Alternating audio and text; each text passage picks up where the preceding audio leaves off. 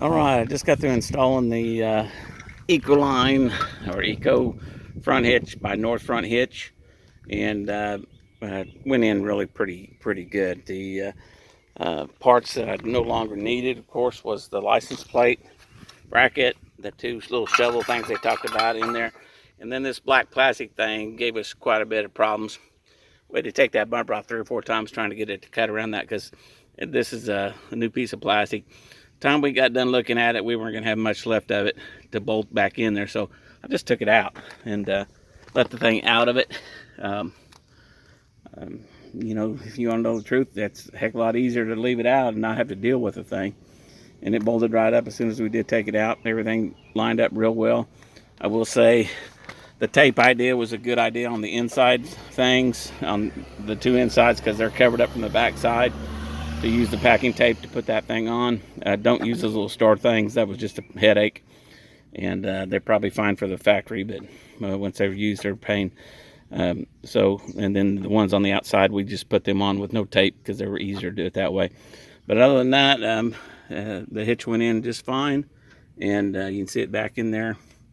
Took us right at 2 hours, hour and a half, 2 hours to put it in.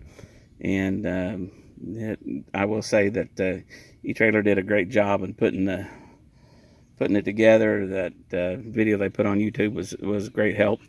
And this is a 2023 F250, and I'll let them know that the hitch does fit, but leave that out of it, and that'll be fine. So if your truck has one of them little step sides in it, it's a 2023 with just a single axle, then that hitch will fit just fine. So went together real well. Had my brother help me. We didn't even need to jack it up.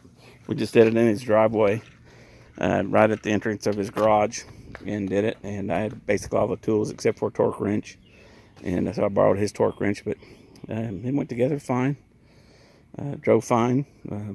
Put 20-30 miles on it, and it's working good. So there you have it.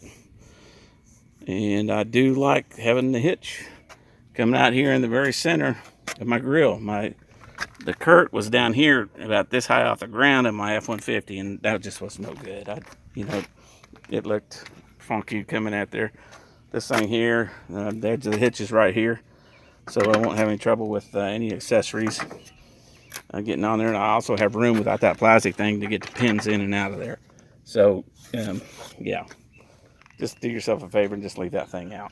So I guess if you don't like it, you can figure it out and cut one in when you get it. But anyway, there you go. And